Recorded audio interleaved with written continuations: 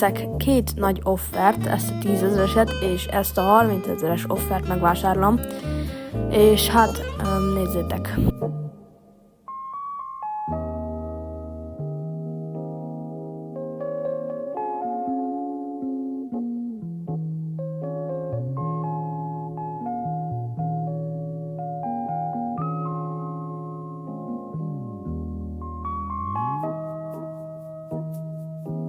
Miután megvásároltam ezeket az offereket, úgy döntöttem, hogy hát miért is ne vennénk meg ezt a Sandy Jessie skint, ami nekem amúgy nagyon tetszik, és tökre megérős, ezért hát ezt is megvásároltam.